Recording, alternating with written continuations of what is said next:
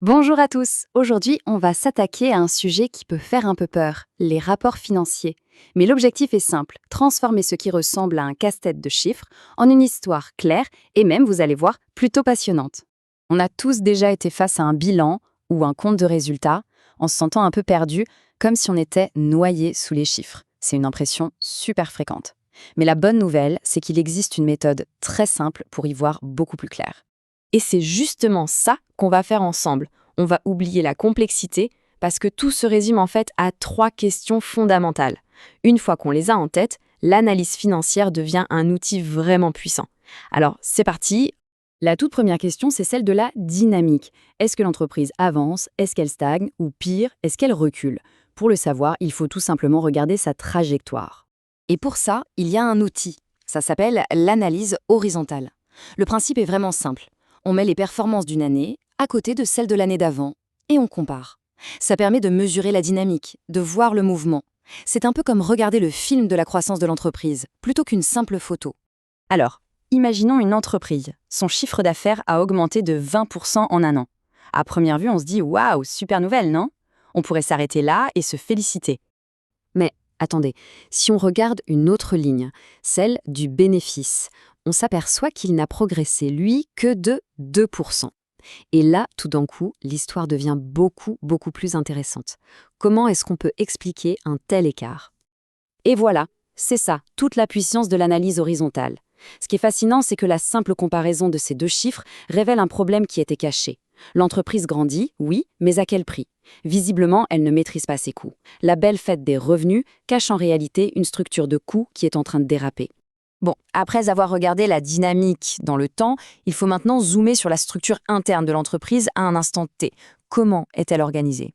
Concrètement, où va l'argent? C'est notre deuxième grande question. Pour répondre à ça, on utilise l'analyse verticale. L'idée, c'est de prendre le chiffre d'affaires comme un gâteau qui vaut 100% et de regarder quelle part de ce gâteau est mangée par chaque dépense, les salaires, le loyer, etc. Ça nous donne une image très claire de la structure des coûts, un peu comme l'ADN financier de la société. Et voilà à quoi ça peut ressembler. Ce graphique, il est super parlant. On voit tout de suite que les salaires représentent presque la moitié des revenus. C'est une info capitale pour comprendre les priorités, mais aussi les contraintes de l'entreprise. Ok, troisième étape. Une entreprise, ça n'existe pas dans une bulle, elle évolue sur un marché. Elle a des concurrents. La troisième question, et c'est peut-être la plus importante, c'est donc de savoir si on fait mieux que les autres. Cette technique, on l'appelle la comparaison sectorielle ou le benchmarking. C'est fondamental. Ça consiste à se mesurer par rapport à la moyenne du secteur, à ses concurrents. C'est la seule et unique façon de savoir si une performance est vraiment bonne ou si elle est juste moyenne, voire mauvaise. Cette phrase, elle résume absolument tout. Un chiffre, tout seul, ça ne veut rien dire. C'est comme un mot sorti de son contexte. Et dans notre cas, le contexte, c'est le secteur d'activité. Et vous allez voir, ce contexte peut absolument tout changer. Tenez, regardez cet exemple, il est parfait. Une marge nette de 3%. Est-ce que c'est bien? Eh bien, ça dépend. Pour un géant de la grande distribution comme Carrefour qui vit avec des marges minuscules, 3%, c'est un résultat exceptionnel. Mais pour un groupe de luxe comme LVMH, ce serait une catastrophe, un désastre absolu. Vous voyez? Le même chiffre, mais deux réalités totalement opposées. Le contexte, c'est vraiment le roi. Maintenant qu'on a vu ces super outils, il faut absolument apporter une nuance importante. Parce que oui, les chiffres sont puissants, mais ils peuvent aussi tendre des pièges. Il faut les connaître. On voit là 4 principaux à avoir en tête. D'abord, l'analyse regarde le passé, mais elle ne peut pas prédire une rupture technologique qui va tout changer. Ensuite, il y a ce qu'on appelle la comptabilité créative. Même légalement, on peut arranger les chiffres pour qu'ils paraissent plus beaux. Troisièmement, des choses essentielles comme la force d'une marque ou la qualité d'une équipe, ça n'apparaît dans aucun bilan. Et enfin, l'inflation peut complètement fausser les comparaisons sur plusieurs années. Allez, pour finir, on récapitule tout ça dans notre boîte à outils. On a vu que derrière la complexité apparente des chiffres, il y a en fait 3 questions, toutes simples, et chacune a son propre outil d'analyse.